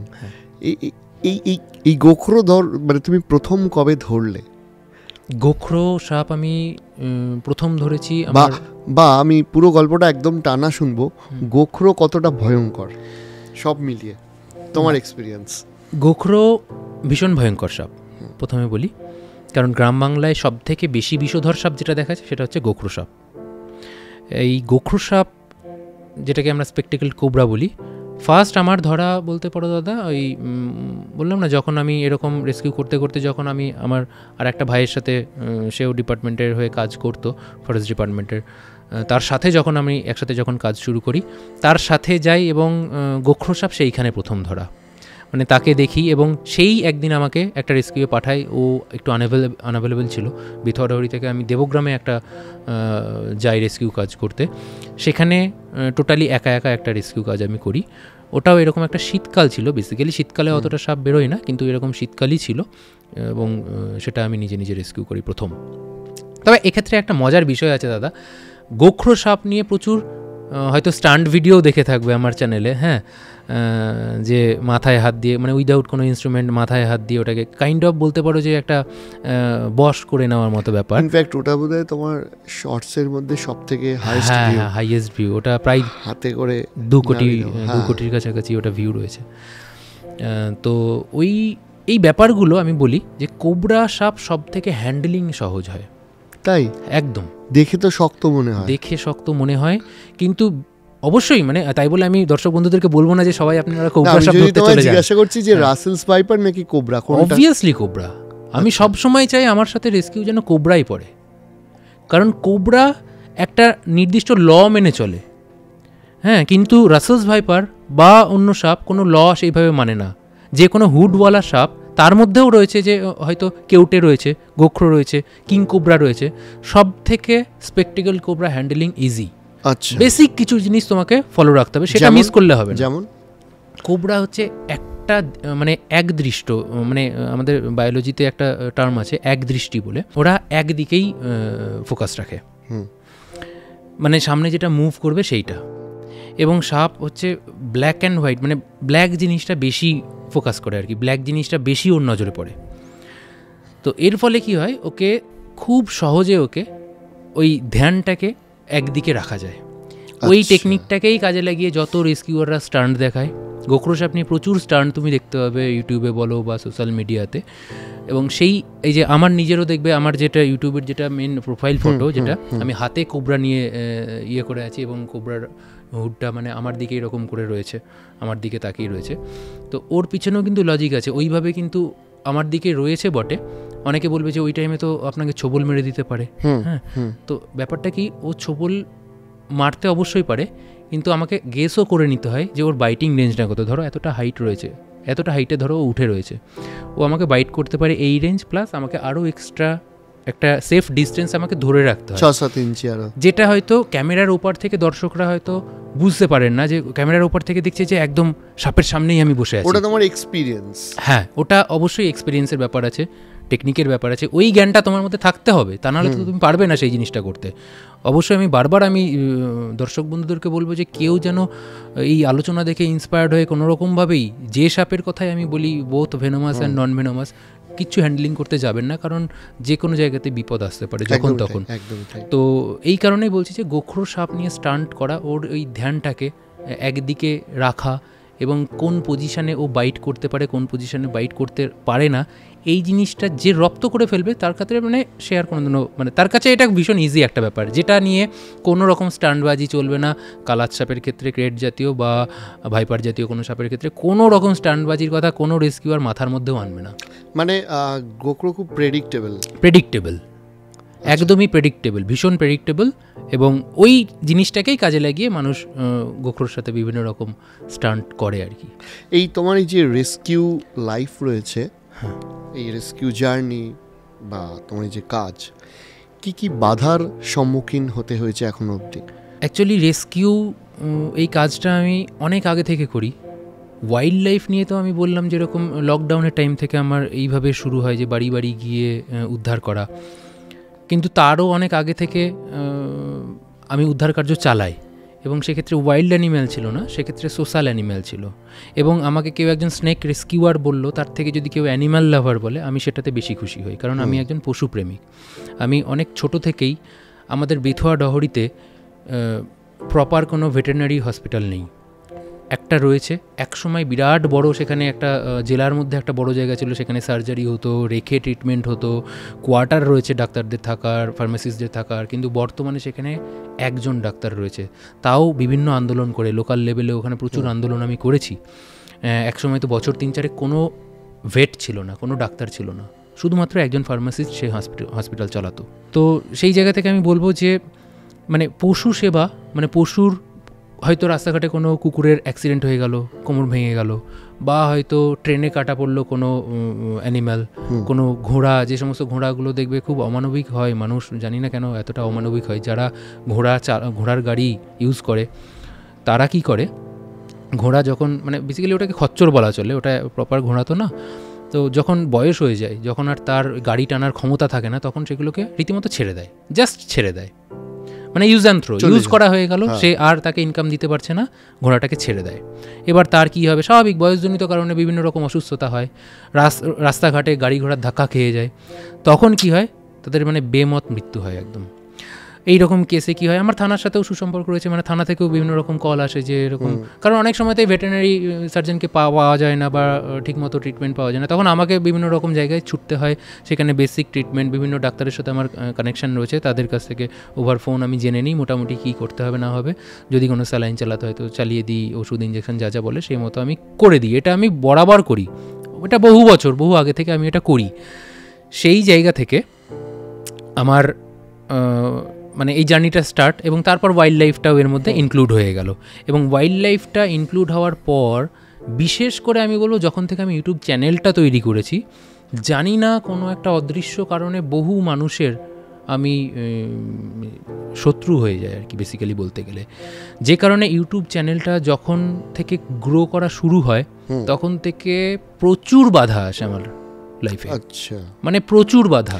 After YouTube channel create করার পর, যখন আমার চ্যানেলটা গ্রো করতে স্টার্ট করলো, সেই টাইম থেকে এই যে প্রথমেই তুমি যেটা বলেছিলে দাদা, ব্রাদার্স, এই ব্যাপারটা, হ্যাঁ, ওই যে আর এক ভাইকে নিয়ে আমি চ্যানেল ফার্স্ট স্টার্ট করেছিলাম, তাকে আমার কাছ থেকে সরিয়ে দেওয়া হয়, তাকে বিভিন্ন রকম ভয় দেখানো হয়, হুমকি দেওয়া হয় আর কি, যে ওয়াইল্ড লাইফ কেসে তাকে ফাঁসিয়ে দেওয়া হবে, বিভিন্ন রকম সমস্যায় পড়তে হবে, এই সমস্ত কাজ করতে গেলে প্রপার অথেন্টিকেট কাগজপত্র দরকার, সেসব কিছু নেই, তোরা এই সমস্ত কীভাবে করছিস, এইরকম বিভিন্নভাবে ভয় দেখানো হয়। সে একটু দুর্বল হৃদয়ের ছেলে ছিল, সে আজ উদ্ধার কার্যই বন্ধ করে দিয়েছে ভয় পেয়ে, সে যাই না, আমার চ্যানেল থেকে তো বেরিয়ে গেল, আমার সাথে সম্পর্ক তো বন্ধ করে দিল, সেটা একদিকে, ও আর রেস্কিউ কাজই করে না, আনঅফিসিয়ালিও করে না, ও যাই না আর, বেচারা এত ভয় পেয়ে, ঝামেলার ভয়ে। এটা গেল ফার্স্ট ধাক্কা। সেকেন্ড, বিভিন্ন রকম চ্যানেল বন্ধ করার হুমকি আসতো, বিভিন্ন রকমভাবে ফাঁসানোর আমাকে ফোন কল, এখনও ফোন কল আসে। দাদা, কারণটা একটা বললাম না অদৃশ্য কারণ, আমি জানি না যে হয়তো কি কারোর মানে আমার পপুলারিটি হচ্ছে সেই জায়গা থেকে, নাকি পলিটিক্যাল কোনো কারণ হতে পারে, যে যেহেতু বিগত ডেফিনেটলি আমি বলছি এটা তো তোমার কোনো কম্পিটিটিভ ইউটিউবার থেকে নয়। না, একদমই না। এখানে কম্পিটিটিভ ইউটিউবার যদি বলো দাদা, তাহলে হতে পারে, সেটাও একটা কারণ হতে পারে, কারণ আমার লোকাল লেভেলেও কিছু রেস্কিউয়ার রয়েছে। হ্যাঁ, তাদেরও চ্যানেল রয়েছে এবং তারা আমার থেকে অনেকটাই পুরনো অভিজ্ঞতার দিক থেকেও, চ্যানেলের দিক থেকেও। এবার সেই জায়গা থেকে আমি নতুন চ্যানেল করেছি, আমার তাদেরকে ক্রস করে এই যে হিউজ একটা গ্রোথ হয়ে গেছে হঠাৎ বলতে পারো, সেই জায়গা থেকেও একটা, এবং তারা অবশ্যই ফরেস্ট ডিপার্টমেন্টেরও কন্ট্রাকচুয়াল স্টাফ, ডিপার্টমেন্টের সাথে তাদের লিঙ্ক আপ আছে, সেই জায়গা থেকেও হতে পারে এরকম একটা রোষের শিকার আমি হয়েছি। কীরকম রোষ সেটা আমি বলছি। আমার এগেনস্টে 4 মাসে অল টোটাল 3খানা এফআইআর হয়েছে ফরেস্ট ডিপার্টমেন্টের তরফ থেকে। আমি 2023 সালের কথা বলছি। 2023-এর মার্চের দিকে ফার্স্ট এফআইআর হয় আমার নাকাশিপাড়া থানাতে। সেক্ষেত্রে আমাকে আগাম জামিন নিতে হয় কোর্ট থেকে, এবং তখন যেহেতু আমি অ্যারেস্ট হইনি, তারপরে মাস 2 বাদে 18 সেপ্টেম্বর না সরি, তারিখটা ছিল 30শে সেপ্টেম্বর রাখি পূর্ণিমার সকালবেলা একটা কল আসে আমার কাছে যে অজগর সাপের রেস্কিউয়ের জন্য। আমাকে তখন আমি সকালবেলায় ঘুমাচ্ছি, তখনও ফোন এলো যে দাদা এরকম আমাদের হাঁসের ঘরের মধ্যে সাপ ঢুকে গেছে। তো বললো একটা অজগর সাপ, তাদের নাকি একটা হাঁসও খেয়ে নিয়েছে। স্বাভাবিক তড়িঘড়ি আমি ওখান থেকে ঘুম থেকে উঠে ছুটলাম, এবং আমার অন্যান্য দিন কি হয়, কাউকে নিয়ে যাই আমি, যেহেতু ভিডিও শ্যুট করার ব্যাপার থেকে, যেহেতু রেস্কিউ ভিডিওটা বানাবো, মানুষকে ইনফরমেশন দেবো আমার চ্যানেলের মাধ্যমে, সেই রকম একটা কাজও করে মাথার মধ্যে। সেই দিনই আমি কাউকে পাইনি, আমি একাই ছুটলাম ওখানে, সাপটাকে রেস্কিউ করে যখন আমি নিয়ে আসছি, লোকাল একটা মানুষকে দিয়েই ওখানে ছিলেন, ওখানে অনেক মানুষ জড়ো হয়েছিলেন, 50-60 জন মানুষ জড়ো হয়েছিলেন, লোকাল একজনকে দিয়ে টোটাল ঘটনাটার ভিডিওগ্রাফি আমি বানাই আমার মোবাইলে, আমি ভিডিওগ্রাফিটা করে নিই। সাপটাকে রেস্কিউ করে নিয়ে আমি টুয়ার্ডস ফরেস্ট অফিস আমি আসছি। একটাই রাস্তা রয়েছে, মানে ওখানেই ফেরত দেবো, কারণ আমাদের নদিয়া জেলার হ্যাবিট্যাট এটা জানতে হবে যে ইন্ডিয়ান রক পাইথনের জন্য না, এখানে রক পাইথন থাকে না। কিছু রক পাইথন সুন্দরবন এলাকাতে রয়েছে, কিছু রয়েছে পাহাড়ি এলাকাতে, জলদাপাড়া ওই সমস্ত এরিয়াগুলোতে রয়েছে, কিন্তু এইখানে তুমি রক পাইথন পাবে না। আমাদের ফরেস্টের মধ্যে কিছু রক পাইথন ছাড়া আছে, এটা ডিপার্টমেন্টের গাফিলতি বলো বা যাই বলো, ওই সাপগুলো বেরিয়ে যায় বাইরে, লোকালয়ে বেরিয়ে যায়, এবং সেগুলোকেই আমরা বিভিন্ন সময় ধরা পড়ে মানুষের ঘরে হয়তো ঢুকে যাই, সেগুলোকে রেস্কিউ করে আবার ওই কোর এরিয়ার মধ্যেই আবার আমরা ছাড়ি, ওই অফিসের মধ্যেই আমরা ওগুলোকে হ্যান্ড ওভার করি। অন্যান্য বিষধর সাপ কী হয়, কোনো খোলা জঙ্গল দেখে সেখানে ছেড়ে দিই, ওখানে হ্যাবিটেন্ট। হ্যাঁ, কিন্তু পাইথনটা যেহেতু একটা বড় সাপ, এটাকে একটু সংরক্ষণ করা দরকার, কারণ মানুষের মেরে ফেলতে পারে, যেহেতু এটা কমে আসছে, প্রচণ্ড পরিমাণে কমে আসছে। আচ্ছা, তুমি যে রক পাইথনটা রেস্কিউ করেছিলে ওটা কি অনেক বড় ছিল? ওটা মোটামুটি 6 ফুট ছিল। 6 ফুট, সেই অনুপাতে রক পাইথন অনুপাতে ওটা একটা বাচ্চাই বলা চলে, একটা সেমি অ্যাডাল্ট টাইপের। সেটাকে নিয়ে আমি টুয়ার্ডস অফিসের দিকে আসছি, এবং অফিসের ঠিক 50 মিটার মতো আগে, অফিসের গেটের 50 মিটার মতো আগে ফরেস্ট অফিসিয়ালরা ওখানে দাঁড়িয়েছিলেন, এবং ওখান থেকে আমার রাস্তা আটকানো হয়। আমাকে অফিসের মধ্যে ঢুকিয়ে, এরিয়ার মধ্যে ঢুকিয়ে রীতিমতো মারধর করে ফার্স্টে আমার কাছ থেকে ফোনটা কেড়ে নেওয়া হয়। ফোন কেড়ে নিয়ে যাতে আমি কারোর সাথে কন্ট্যাক্ট না করতে পারি, কোনো রকম হেল্প না নিতে পারি। আমি তখনও কিছুই বুঝতে পারছি না আমার সাথে। তোমার অভিযোগ এটা সরকারি অফিসাররাই করেছে? মানে অবশ্যই মারধরটা তারাই? হ্যাঁ, ওখানে অফিসারের উপস্থিতিতেই সব হয়েছে। আচ্ছা, তারপর সেখানে বিভিন্ন রকম স্টাফ ছিল, মোটামুটি 8-10 জন স্টাফ ছিল, যেখানে মানে ফরেস্ট অফিসিয়ালদেরকে কল করে করে রেস্কিউর জন্য দিনের পর দিন কল করেও পাওয়া যায় না, এরকমও প্রুফ আমার কাছে রয়েছে। সেই জায়গায় সকাল তখন 7টা 7:30 বাজে আমাকে অ্যারেস্ট করার জন্য ওখানে দাঁড়িয়ে রয়েছে, এবং ওখান থেকে আমাকে সিজ করে নেয়, আমার গাড়িটা আটকে নেয়, এবং আমাকে ওই ফোন টোন কেড়ে নিয়ে ঘরের মধ্যে দরজা বন্ধ করে পুরে দিল। ঘন্টা 3 বাদে কৃষ্ণনগরের এক অফিসার সেখানে যায়, ফরেস্ট রেঞ্জার যিনি আর কি, তিনি ওখানে উপস্থিত হন। কোনো রকম ইন্টারোগেশন হয়নি। আমি তো বুঝতেই পারছি না যে আমার সাথে কী হচ্ছে। আমি জিজ্ঞাসা করছি যে ম্যাডাম কী হচ্ছে আমার সাথে, আমি কি কোনো অন্যায় কাজ করেছি, কী হচ্ছে সেটা তো বলুন। কেউ কোনো রকম ইনফরমেশন আমাকে দিল না, ঘাট ধাক্কা দিয়ে গাড়িতে তুলে নিল, সোজা ফরেস্ট রেঞ্জ অফিস কৃষ্ণনগরে নিয়ে যাওয়া হলো আমাকে। ওখানে কিছু ইন্টারোগেশন পর্ব চললো, এডিএফও স্যার ছিলেন, সেখান থেকে তারপর আমাকে ডিরেক্ট কোর্টে চালান করে দিলেন। সেখানে দেখানো হচ্ছিল যে আমি অজগর সাপটা পাচার করছিলাম, আমি একজন পাচারকারী। সেই অভিযোগে আমার 14 দিনের জেল হেফাজত হয়ে গেল। 14 দিন কৃষ্ণনগর জেলের মধ্যে ছিলাম। মানে জেল লাইফটা পুরো একদম নরক জীবন, হ্যাঁ, সেটা যে যায়নি হয়তো বুঝতে পারবে না। 14 দিন পর আবার কাস্টাডিতে তোলা হলো কোর্টে, সেখানেও আমার 14 দিন পরেও আমার বেল হলো না। ওরা বিভিন্ন রকম সুপ্রিম কোর্ট, হাইকোর্টের বিগত দিনের কেসের রেজাল্ট সেখানে প্রডিউস করলো এবং দেখালো যে একে ছাড়ার মতো কোনো সিচুয়েশানই নেই এই মুহূর্তে। আরও 5 দিনের জন্য জেল হেফাজত দিয়ে দিলেন এবং সিজিএম কোর্ট থেকে ওটা 6th কোর্টে ট্রান্সফার হলো আমার ম্যাটারটা।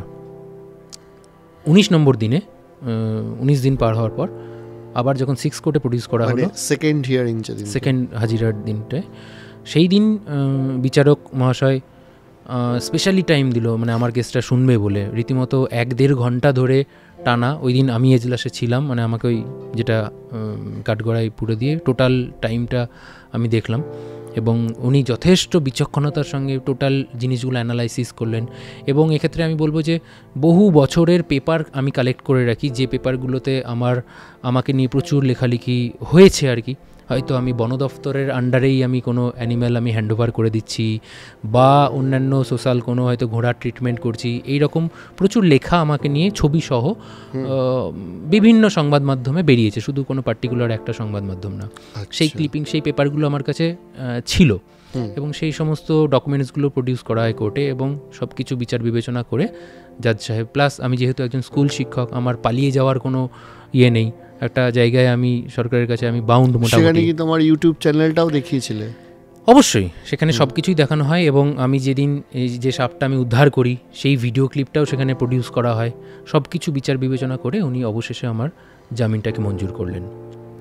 তো এই রকম বাধা বিপত্তির মধ্যে দিয়ে আমাকে চলতে হয়, আমাকে রেস্কিউ কাজ চালাতে হয়, অনেকটা খরচারও।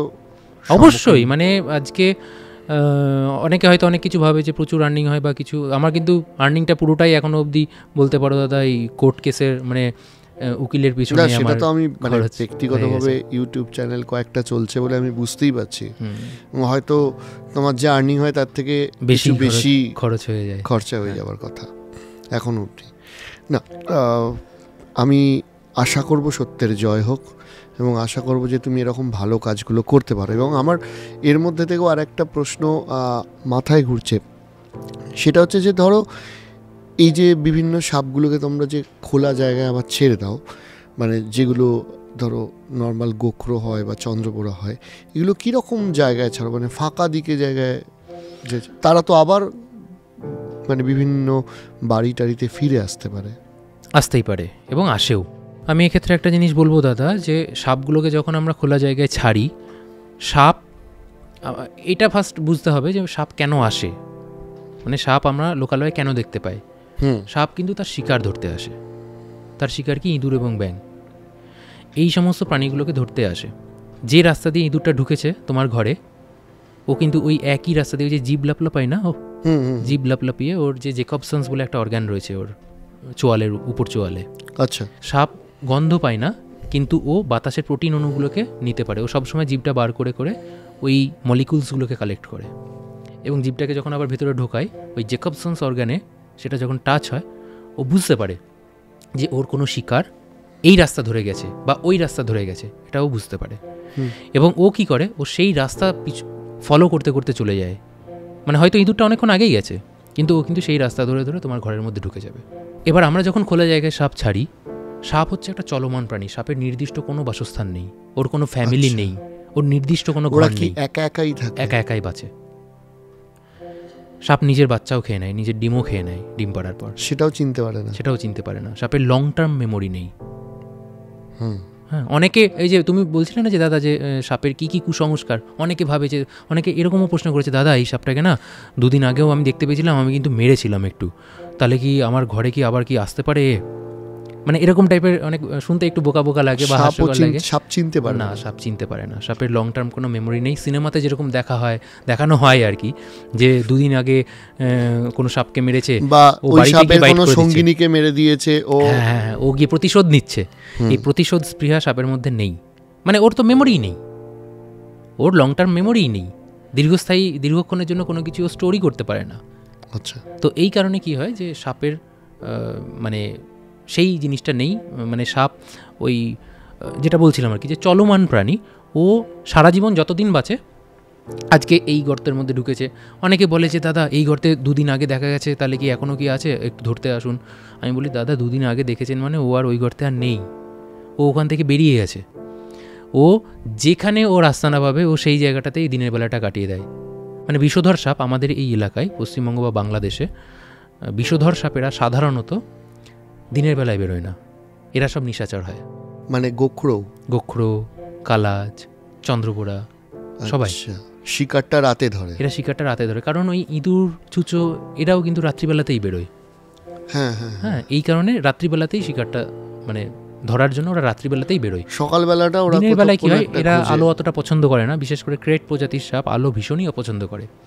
অন্যান্য সাপ তাও আমরা দিনের বেলায় দেখতে পাই কখনো সখনো, কিন্তু কালাচ জাতীয় সাপগুলো আমরা ম্যাক্সিমাম সব রাত্রিবেলাতেই উদ্ধার করি, কারণ রাত্রিবেলাতেই হয়তো দেখা দিয়েছে, কারণ ওরা দিনের বেলা একদমই অপছন্দ করে। দিনের বেলাও হয়তো কোনো গর্তে লুকিয়ে রয়েছে, যেখানে অন্ধকার জায়গা আছে সেই রকম কোনো জায়গাতে ও দিনের বেলাটা কাটিয়ে দেয়, এবং রাত হলে তখন আবার বেরোয়। সাপ কি দুধ খায়? সাপ দুধ খায় না। শুধু সাপ না, কোনো অন্ডজ প্রাণী দুধ খায় না, কারণ যে সমস্ত স্তন্যপায়ী প্রাণীরা রয়েছে, আমরা বিড়াল, গরু, এরা কি হয়, এদের মধ্যে ল্যাকটেজ রয়েছে, আমাদের শরীরে ল্যাকটেজ রয়েছে, সেই জায়গা থেকে আমরা দুধের মধ্যে থাকা ল্যাকটোজটাকে আমাদের শরীর শোষণ করতে পারে, কিন্তু সাপের মধ্যে সেই ল্যাকটেজ নেই এনজাইমের মধ্যে, যে কারণে ওই ল্যাকটোজ যখন ওর শরীরে ঢুকবে, যদি বেশি পরিমাণে ঢোকানো যায় কোনোভাবে, তাহলে কিন্তু সাপটা বদহজম ডায়রিয়া হয়ে মারাও যেতে পারে। আচ্ছা, ক্ষতিকর, খুব ক্ষতিকর। সাপের মাথার মণি? সাপের মাথার মণি নিয়েও অনেক কুসংস্কার রয়েছে। নাগমণি কথাটা বেসিক্যালি একটা বোগাস কথা, এর কোনো বাস্তবে এ সমস্ত কিছুই হয় না। নাগমণি বলে যেটা অনেক সাপুরিয়ারা প্রচার করে, যে নাগমণি রয়েছে, বিক্রি করে, এটা সংসারে রাখলে নাকি দাম্পত্য জীবন সুখের হবে, দাম্পত্য কলহ কেটে যাবে, ছেলে মেয়ের পড়াশোনা ভালো হবে, অর্থনৈতিক আয়টা বাড়বে, এগুলো অনেকটা বুজরুকি দিয়ে তারা ইনকামটা করে। বাস্তবে ওগুলো আমরা ইমিটেশনের দোকানে যেসব পুঁতি বা এই সমস্ত জিনিসগুলো পাই, ওগুলোই ওরা নাগমণি বলে বিক্রি করে।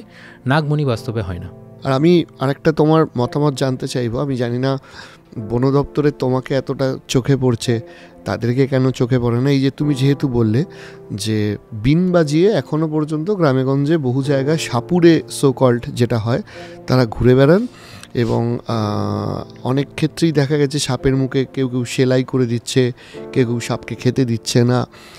এই সাপুড়েদের নিয়ে বা এরা যে কুসংস্কারগুলো ছড়াচ্ছে, এদের নিয়ে তোমার বক্তব্য কি, বা এরা কি কি কুসংস্কার ছড়ায়, তুমি কি কি দেখেছো?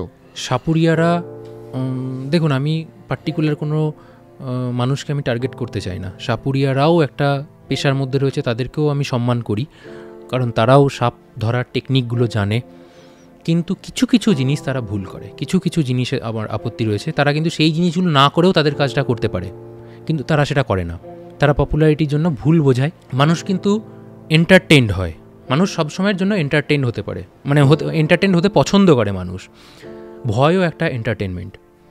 সাপুরিয়ারা মানুষকে আরও বেশি ভয় দেখিয়ে দেয়, এবং সেই ভয় থেকে বেরোনোর একটা মুক্তিরও পথ দেখিয়ে দেয়, যেটা ভুল। যে এই সাপ, তোমার ঘরে বাস্তু সাপ রয়েছে, দীর্ঘ মানে বছরের পর বছর, 20 বছর 30 বছর ধরে রয়েছে, 50 বছর ধরে রয়েছে। বাস্তু সাপ বলে কি কিছু? বাস্তু সাপ বলে কিচ্ছু হয় না। আচ্ছা, কোনো সাপই এক জায়গায় দীর্ঘস্থায়ী থাকে না। আচ্ছা, এইটাই হচ্ছে, মানে অনেক মানুষও দেখবে মনের মধ্যে ধারণা রয়েছে যে না, আমাদের যারা দর্শক আছে তারা রিলেট করতে পারবেন। ছোটোবেলা থেকে আমিও শুনতাম, এখন তো তোমাদের সাথে আলাপ হওয়ার সূত্রে এটা বুঝতে পারছি যে প্রত্যেকটা বাড়িতে একটা বা দুটো করে বাস্তু সাপ থাকে, সেটা নাকি খুব মঙ্গলজনক ইত্যাদি ইত্যাদি। বাস্তু সাপ বলে অ্যাকচুয়ালি কিছু হয় না। আমি ভাবতাম এরকম চন্দ্রবোরা বা কেউটে যেরকম হয়, বাস্তু কোনো এরকম সাপ ছোটবেলায় বলছি। একদমই না। বাস্তু সাপ বলতে বেসিক্যালি ওই গোখরোটাকেই বোঝায় আর কি, মানে মানুষজন বোঝে, কিন্তু বাস্তু সাপ বলে কোনো সাপ হয় না। কোনো সাপ নির্দিষ্ট এক জায়গায় থাকে না, আগেও বলেছি। সেই জায়গা থেকে সাপুরিয়ারা কি করে, সাপুরিয়ারা যখন আসে না, যখন হয়তো কোনো গ্রামে গেল, কোনো সময় কোনো সাপুরিয়া তুমি দেখবে না যে একা একা এসছে। ওরা মোটামুটি 3-4 জন অ্যাটলিস্ট থাকে, এবং তাদের সবারই কম বেশি লুঙ্গি পরে আসে। ওরা কোনো এরকম ফিট অ্যান্ড ফাইনভাবে আসে না। ওরা একটা লুঙ্গি পরে আসবে, এবং লুঙ্গিটা হাফ করে গোটানো থাকবে, এবং সেই হাফ লুঙ্গির মধ্যে দাঁত ভাঙা সাপ, বিশেষ করে খরিশটাকেই ওরা প্রেফার করে, কারণ খরিশ যখন এই যে ফনা তুলে নাচে এটা মানুষকে বেশি অ্যাট্রাক্ট করে এই ব্যাপারটা। ওই গোখরোর সাপটাকেই নিয়ে আসে, প্রত্যেকের লুঙ্গির মধ্যে ওই রকম একটা দুটো করে সাপ, দাঁত ভেঙে বা নন ভেনামাস যেগুলো হয় বা লিবোরা জাতীয় সাপগুলোও থাকে, ওগুলোও দেখতে বেশ ভালো লাগে, এক জায়গায় চুপ করে পড়ে থাকে, ওগুলো নন ভেনামাস হয়। তো সেই বিষধর যদি হয় তাহলে সেগুলো সবই কিন্তু দাঁত ভেঙে দেয়, দাঁত ভেঙে বা অনেক সময় বীজ থলিটা পুরো কেটেও নিয়ে চলে আসে, যেগুলো খুবই সাপের জন্য পেইনফুল, সাপটা বাঁচবে না, মানে মোটামুটি কয়েক সপ্তাহের মধ্যে সাপটা মারা যায়, মানে ওদের আলটিমেট পরিণতি ডেথ হয় আর কি সাপগুলো। বীজথলিটাই দাঁত থেকে, বীজথলিটা একদম চোয়াল থেকে কেটে বাদ দিয়ে দেয়। তো এই জিনিসগুলো খুব অমানবিক, হ্যাঁ এইগুলো খুব ভুল কাজ করে তারা। ওইভাবে নিয়ে আসে, নিয়ে এসে হয়তো আপনাকে বলবে যে আপনার বাড়িতে সাপ আছে, মাটির গন্ধ শুকাশুকি করবে। এটা খুব একটা প্রচলিত একটা জিনিস যে আমরা দেখি যে মাটির গন্ধ শুকে, আমাকে কত মানুষ জিজ্ঞেস করে, দাদা মাটির গন্ধ শুকে আপনারা বার করতে পারবেন না? কদিন আগে এখানে দেখেছিলাম। মানে তাদেরকে আমি বোঝাই যে আজ পর্যন্ত পৃথিবীতে এমন কোনো মানুষ জন্মায়নি যে কিনা মাটির গন্ধ শুকে সাপ বার করতে পারবে। কারণ কুকুর হলে, আমি যদি কুকুর হতাম তাহলে হয়তো আমার ঘ্রাণ শক্তি প্রখর হতো, কিন্তু মানুষের তো ঘ্রাণ শক্তি অতটা প্রখর না যে কোন দিকে সাপ গেছে সেটা আমি বলে দিতে পারবো।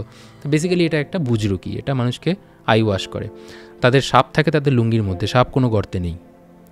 ওরা মাটির গন্ধ শুকে বলবে যে ওইখানে সাপ আছে, এবং শুধু ও মানে এই কদিন না, আপনি দেখেছেন এখন, কিন্তু ও কিন্তু আছে 50 বছর ধরে। এরকম বিভিন্ন রকম ও নিজের মতো একটা গল্প ক্রিয়েট করে। আপনার সাথে একজন গল্প ক্রিয়েট করছেন, আপনার কিন্তু টোটাল মাইন্ডটা কিন্তু তার কথার দিকে চলে যাবে, আপনি টোটাল ফোকাসটা তার দিকে রাখছেন। এর মধ্যে কি হবে, একজন ওখানে খোঁড়াখুড়ি স্টার্ট করে দেবে। খোঁড়াখুড়ি স্টার্ট করতে করতে কি করলো, হয়তো ওখানে টালিফালি আছে বা কিছু একটু জঞ্জাল টাইপের আছে, ওই লুঙ্গি থেকে সাপটাকে, মানে আপনি ওই আপনাকে ব্যস্ত রেখেছে একজন, ওইদিকে সাপটাকে সে ঢুকিয়ে রেখে দিল। এইবার কি হলো, আরও একটু দেখালো, হ্যাঁ খুঁড়ছে খুঁড়ছে খুঁড়ছে, দিয়ে হয়তো পাশ থেকে ওটাকে টেনে ওইভাবে বার করে বলে এই যে সেই সাপ, দীর্ঘদিনের পুরনো নাগ আপনার বাড়ির মধ্যে ছিল, আপনি খুশি হয়ে কিছু দিন, যা দেবেন দিন। এই হচ্ছে ওদের ব্যবসা। এবার ওখানে কি হয়, মানুষ, বললাম না মানুষ সোকল শিক্ষিত হয়েছে অনেক, কিন্তু মানুষের মনের মধ্যে এই সাপ নিয়ে ভয়, সেই ভয় থেকে কুসংস্কার, অন্ধবিশ্বাস একদম দানা বেঁধে রয়েছে। আমি অনেক ভালো ভালো ফ্যামিলিতে দেখেছি প্রচুর কুসংস্কার রয়েছে। তারা বুঝতেই যায় না যে মানে যখনই এরকম মাটি নিয়ে শোকাশুকি করছে যে এই তুমি ইয়ে করছো, তুমি এরকম করো না, এটা তুমি ভুল করছো, এটা বুঝবে কি অন্য জায়গায় করো, সেটা বলার ক্ষমতা রাখে না। সে কিন্তু 1000 টাকা বার করে দিয়ে দিল যে না, সেও খুশি হয়ে কিছু আরও মাদিলুই কবচ দিয়ে দিল যে এইগুলো ঘরের অমুক জায়গায় অমুক দিক করে এইভাবে এইভাবে রাখবেন, সংসারে সুখ শান্তি আসবে। হ্যাঁ, সেও ভেবে নিল বাবা সাপুরিয়া তাহলে উপরি পাওনা এটা। এই এই এই জায়গাগুলোতেই আপত্তি যে তারা মানুষকে ভুল বোঝায়। সাপ ধরছে বা দেখাচ্ছে সব ঠিক আছে, তারা যদি সাপটাকে দেখা শো করেও যদি কিছু ইনকাম করে ঠিক আছে, এটুকুনিও মানা যায়। কিন্তু এই অমানবিক কিছু কাজকর্ম এবং এই বুজরুকিরকে আরও বেশি প্রাধান্য দেওয়া, মানুষকে অন্ধবিশ্বাসের মধ্যে আরও বেশি ডুবিয়ে দেওয়া, এইগুলোতেই আমার অবজেকশন রয়েছে। এইগুলো উচিত না। আমরা পডকাস্টের প্রায় শেষের দিকে এসেছি, তোমাকে এবার লাস্ট জিজ্ঞাসা করছি, তোমার প্রিয় সাপ কোনটা? প্রিয় সাপ আমাকে অনেকেই কোশ্চেন করে, আমি কেন প্রিয় সাপের মধ্যে আমি কোনোটাকেই রাখি না, কারণ সব সাপেই আমি বেসিক্যালি আমি ভয় পাই, ভয়টা রাখারও চেষ্টা করি। তবে যেরকম বললাম হ্যান্ডেলিংয়ের দিক থেকে স্পেকটেকল কোবরা হ্যান্ডেলিংটা অনেক বেশি ইজি। যখনই কোনো রেস্কিউয়ের কল আসে আমি মনে মনে বলি যেন সেটা রাসেলস ভাইপার না হয়, সেটা যেন একটা স্পেকটেকল কোবরা হয়, এরকম মনে মনে আমি বলি। যদিও সেটা মানে সেটা না যে এমন না যে ব্যাপারটা যে রাসেলস ভাইপার হলে আমি রেস্কিউ করবো না, বা তা হয়তো বেশি রাসেলস ভাইপারই রেস্কিউ করতে হয়, কারণ আমাদের দক্ষিণবঙ্গে এখন রাসেলস ভাইপারটা ব্যাপকভাবে বেড়ে গেছে। কারণ রাসেলস ভাইপার এমন একটা সাপ আমাদের পশ্চিমবঙ্গ বাংলাদেশের, যে সাপটা সরাসরি বাচ্চার জন্ম দেয়, এ কোনো ডিম পারে না। আচ্ছা, এর ফলে কি হয়, সাপ যখন ডিম পারে না তখন সেই ডিম নষ্ট হওয়ার একটা সম্ভাবনা থাকে। 2 মাস ধরে সেই ডিমটা স্টোর হয়, অনেক ডিম নষ্ট হয়ে যেতে পারে বৃষ্টিতে, জলে টলে টাচ হয়ে গেলে। গোখরো ডিম পারে, সব সাপই ডিম পারে আমাদের এদিককার। কিন্তু এই চন্দ্রবোড়া সাপ ডিরেক্ট বাচ্চা দেয়, এবং সেই বাচ্চার সংখ্যাটা শুনলেও অবাক হয়ে যাবে, কম করে 30 থেকে 40টা বাচ্চা দেয়, অ্যাভারেজ 50-60ও হয়ে যেতে পারে সেটা। মানে এতগুলো বাচ্চা সরাসরি দিচ্ছে, মানে বুঝতে পারছো তো, মানে এর প্রজননটা খুব ব্যাপকভাবে বাড়ছে। হ্যাঁ, সংখ্যা বাড়ছে, যে কারণে কি হচ্ছে, মানে প্রচুর রাসেলস ভাইপার, মানে রাত্রির দিকে কেউ মাঠে ঘাটে হাঁটলে সাবধানতা অবলম্বন অবশ্যই। এবং এই শীতকালে আমি একটা জিনিস বলে রাখি, অনেকের মধ্যে ধারণা রয়েছে সাপ শীত ঘুমে চলে যায়, যেটাকে হাইবারনেশন বলে। এটাও কিন্তু আমরা ভুল জানি, বইয়ে লেখা থাকে না সাপ শীত ঘুমে যায়, হাইবারনেশন করে। সাপ হাইবারনেশন করে না। আচ্ছা, সাপ যেটা করে ব্রুমেশন বলে, ব্রুমেট করে। মানে এটা হচ্ছে সাপ দেখবে শীতকালে কি হয়, রোদ পোহাতে বেরোয়। হাইবারনেশনে কী হয়, একটা প্রাণী যেগুলো রোডেন্ট জাতীয়, মানে ইঁদুর বলতে পারো, বাদুর, কাঠবিড়ালি, এদের ক্ষেত্রে কি হয়, বিএমআর একদম লোয়ার লেভেলে চলে যায়, এদের এনার্জি এই টাইমে একদম কমে যায়। আগে কিছু একটা ভালো মন্দ খেয়ে নেয়, মানে একটা বড়সড় শিকার, মানে খাবার দাবার খেয়ে, ওই যে অতিরিক্ত শীতকালের যে প্রায় 1 মাস বা 2 মাস বা 2.5 মাস এই যে টাইম পিরিয়ডটা, ও কোনো রকম কোনো নড়াচড়া করবে না, ও চুপ করে কোনো একটা ভালো একটা শেল্টার দেখে ও কাটিয়ে দেবে। কিন্তু আমাদের এখানে সাপরা সেটা করে না। এই টাইমে যেরকম এই শীতকালে চন্দ্রপোড়া বেশি দেখা যায়। আচ্ছা, সারা বছরের মধ্যে এই নভেম্বর, ডিসেম্বর, জানুয়ারি এই টাইমগুলোতে যেটা রাসেলস ভাইপার বা চন্দ্রপোড়া সব থেকে বেশি দেখা যায়, কারণ মেটিং সিজন চলে ওদের। আর তাছাড়াও অন্যান্য সাপ একেবারে যে শীত ঘুম যেটা বলে আমরা পরিচিত, চন্দ্রপোড়ার ক্ষেত্রে ওই যে তোমার একটা ভিডিওতেও দেখছিলাম যে 2-3টে পুরুষ সাপ বোধহয় প্রথমে সংঘর্ষ করে। হ্যাঁ হ্যাঁ হ্যাঁ, এটা নিয়েও আমি বলি একটু, যে মানুষ ভাবে যে যখন সাপের শঙ্খ লাগা দেখে, যেটা দাঁড়ার সাপের মধ্যে বেশি দেখে আমরা অভ্যস্ত, জড়াজড়ি করে ওরা করে, মানুষ ভাবে যে এটা হচ্ছে মেটিং হচ্ছে, এটা মিলন হচ্ছে, এটা মানুষ ভাবে, কিন্তু সেটা কিন্তু অ্যাকচুয়ালি ওটা মিলন না, ওটাকে কমব্যাট ড্যান্স বলে ইংলিশে, যেটাকে লড়াই, ওটা অ্যাকচুয়ালি লড়াই, দুটো পুরুষ সাপের মধ্যে লড়াই হয়। মানে নেচারের নিয়মই এটা, যে মানে ওয়াইল্ড লাইফে যখন একটা স্ত্রীর সাথে একটা পুরুষ মেটিং করবে, প্রজননে লিপ্ত হবে, তার আগে পুরুষে পুরুষে লড়াই হয়। যোগ্যতমের উদ্বর্তন নীতি যেটা, সেই যোগ্যতমের উদ্বর্তন মানে দুটো পুরুষের মধ্যে লড়াই হয়ে যে জিতবে, সেই জয়ী মেলটা ফিমেলের সাথে মিটিং করবে। এবারে এই ক্ষেত্রে কি একটা সাপ মারা যায় বা মেরে দেয়, এরকম ব্যাপার হতে পারে, এরকমও হতে পারে যে মারা যাচ্ছে, এরকমও হতে পারে, বা বেশিরভাগ ক্ষেত্রে কী হয়, সেই এলাকা ছেড়ে সেই সাপটা পালিয়ে যায়, যে পরাজিত হচ্ছে সে পরাজয় স্বীকার করে নিয়ে সে সেই জায়গাটা ছেড়ে চলে যায়।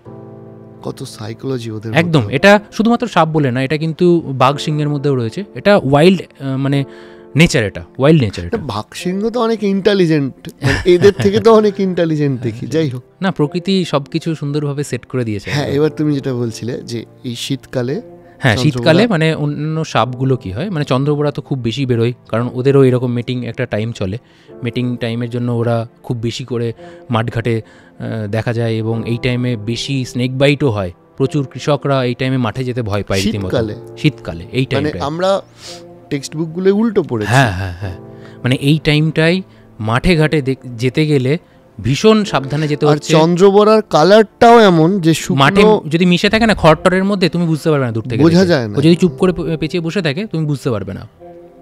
এই সময় বেশি ডেঞ্জারাস। হ্যাঁ, ভীষণ। মানে আমরা যারা পিকনিকে যাচ্ছেন বিভিন্ন জায়গায়, তাদের জন্য এটা একটা সাবধান বার্তা। অবশ্যই অবশ্যই, মানে আমরা এই জিনিসটা ইগনোর করি, যে মাইন্ডের মধ্যে একটা রয়ে গেছে। শহরের মানুষ তো পিকনিকে গেলে গ্রামগঞ্জে যায়, ফাঁকা জায়গায় যায়, কোনো আইডিয়াই নেই কি হতে পারে। গ্রামের লোক তাও জানে ব্যাপারটা। এবং অন্যান্য সাপও এই টাইমে রোদ পোহানোর জন্য মোটামুটি দিনে 10টা থেকে মোটামুটি দুপুর 2:30-3টে অবধি রোদ পোহালো, টেম্পারেচার যখন একটু বেড়ে যায়, গাটা যখন একটু বেশি গরম হয়ে যায়, তখন সে আবার গিয়ে আবার গর্তের মধ্যে ঢুকে যায়। এই জিনিসটা করে। আচ্ছা, তার মানে সব সময় সাবধান থাকা উচিত। অবশ্যই। আর তুমি তোমার চ্যানেলে গামবুটের একটা ব্যাপার বলছিলে। হ্যাঁ, মানে কৃষকদেরকে আমি সবসময়ের জন্যই বলি, বিশেষ করে যারা মাঠঘাটে কাজ করেন তাদেরকে আমি সবসময়ের জন্য বলবো যে গামবুট ইউজ করুন আপনারা, কারণ যে রাসেলস ভাইপারের থেকে বাঁচার একমাত্র উপায় হচ্ছে এই গামবুট। কারণ রাসেলস ভাইপার কিন্তু ঘরের মধ্যে খুব কম ঢোকে, ও বেসিক্যালি মাঠঘাটে জঙ্গলের মধ্যেই থাকে, মাঠঘাটের মধ্যেই থাকে, কারণ ওইখানকার ধীরে ইঁদুরগুলোকে ধরেও খায়। রাসেলস ভাইপার ঘরে ঢোকে না, চট করে ঘরে ঢোকে না, যেগুলো অন্যান্য সাপের ক্ষেত্রে বেশি হয়, অন্যান্য সাপ বেশি ঘরে ঢুকে যায়, কিন্তু রাসেলস ভাইপার মানুষের টাচে আসতে পছন্দ করে না। ও কিন্তু জানে যে এই এলাকায় মানুষ বেশি থাকে, মাঠঘাটের এনভায়রনমেন্টের মধ্যেই ও কিন্তু নিজেকে করে নিয়েছে। এই কারণে কৃষক বন্ধুরা বেশি করে অ্যাটাক হয় রাসেলস ভাইপারের, এবং যেটা আজকের ডেটে খুব ডেঞ্জারাস, ভীষণই ডেঞ্জারাস। এই কারণে আমি বলি যে মারা যাচ্ছে তো সাপটাকে তো আপনি কিছু তো করতে পারবেন না, আপনি নিজের প্রিকশনটাকে বাড়ান, গামবুট ইউজ করুন, গামবুট ইউজ করে করে হাতে একটা লাঠি রাখুন, যখন রাত্রিবেলায় যাচ্ছেন গামবুট পরে যান, হাতে টর্চ নিন, লাঠি নিয়ে একটা আওয়াজ করতে করতে যান, রাত্রিবেলায় ঘুমানোর সময় মশারিটা টাঙিয়ে ঘুমান, মাটিতে ঘুমাবেন না, যত রকম প্রিকশন আপনি নিতে পারেন অবশ্যই নেওয়া উচিত, বিশেষ করে গ্রাম বাংলার মানুষজনদেরকে। আর শাকামুটি সাপ কামড়ায় না, সাপ খেয়ে নেয়। হ্যাঁ, শাকামুটি সাপ, সমস্ত এই যে বিষধর যে সমস্ত সাপগুলো রয়েছে, কালাচ, চন্দ্রবোড়া, গোখরো, কেউটে, এটাই হচ্ছে ওদের মেন খাবার। মানে ওরা বিষধর সাপ পরিবেশ থেকে মানে ন্যাচারালি ওরা সাপ কমায় আর কি। কিন্তু দুঃখের বিষয় শাকামুটি সাপটা দেখতে এত সুন্দর, ব্যান্ডেড ক্রেট বলে, মানে হলুদ কালো ব্যান্ড হয়ে মানে মানুষের চোখে এত বেশি পরিমাণে পড়েছে, মানুষ ব্যাপকভাবে মেরে ফেলেছে এদেরকে। এখন কমে গেছে, এখন প্রচুর কমে গেছে, শাকামুটি সাপটা প্রচুর কমে গেছে, দেখা যায় না আর কি, সেরকম দেখা যায় না। না মানে অনেক তোমার অভিজ্ঞতা শুনলাম, এবং আমরা বেসিক্যালি শাশ্বতকে বেতুয়া ডৌরি থেকে অনেক দূর নিয়ে এসেছি, আর তার জন্য ধন্যবাদ। এবং অবশ্যই তোমার এই যে সৎ উদ্দেশ্য নিয়ে তুমি যে কাজগুলো করো সেগুলো আরও সুন্দরভাবে করো, এবং ডেফিনেটলি তোমার কাজ আটকানোর জন্য যে সমস্ত অভিযোগগুলো এসছে, যেটা তুমি মনে করছো এবং আমরাও বিশ্বাস করি যে সেগুলো থেকে নিশ্চয়ই তুমি সুবিচার একদিন পাবে। অবশ্যই, আমি সেই বিষয়ে 100% গ্যারান্টি, আমি জানি সুবিচার পাবই, হয়তো দেরি হতে পারে, কারণ আমার ফার্স্ট হাজিরার পর আবার 8 মাস বাদে হাজিরার ডেট পড়েছে, মানে বুঝতেই পারছি এই জায়গা থেকে এটা একটা দীর্ঘমেয়াদী প্রক্রিয়া হবে। তবে মনের জোর রেখেছি, কারণ আমি ছোট থেকে অনেক লড়াই করে বড় হয়েছি, বাধা বিপত্তির কাছে আমি হার মানব না। বিশেষ করে অন্যায় আমি করিনি, এটুকুনি আমি জানি, অন্যায় তারা করছে, ফরেস্ট অফিসিয়ালদের কিছু দুর্নীতিগ্রস্ত অফিসাররা করছে এটা, তো তাদের ভয় পাওয়া উচিত। আমার এখানে ভয় পাওয়ার কোনো প্রশ্ন নেই, আমি কাজ আমার মতো চালিয়ে যাচ্ছি, কারণ আমি জানি আমি ঠিক পথে এগোচ্ছি, তো কারোর ভয়ে আমি কাজ বন্ধ করব না। অবশ্যই তোমার জন্য শুভেচ্ছা রইল, এবং তুমি আরও বিভিন্ন প্রাণীদের যে ভালোবেসে তুমি যেভাবে এগিয়ে চলো সেটা অবশ্যই আরও তুমি ভালোভাবে করো, সমাজের কাজে আসো, অবশ্যই এই পৃথিবীর এবং এই টোটাল যে ইকোলজিক্যাল সিস্টেম তার কাজে আসো। আজকের জন্য আমরা এপিসোড এখানেই শেষ করব, তবে আপনারা কমেন্ট করে জানাবেন কেমন লাগলো, আর অবশ্যই জানাবেন যে আপনারা এই পডকাস্টে আর কাকে কাকে দেখতে চান, কার কার গল্প কিংবা জীবনের কথা শুনতে চান। আজকের জন্য শাশ্বত এখানেই শেষ করছি, তাহলে নমস্কার।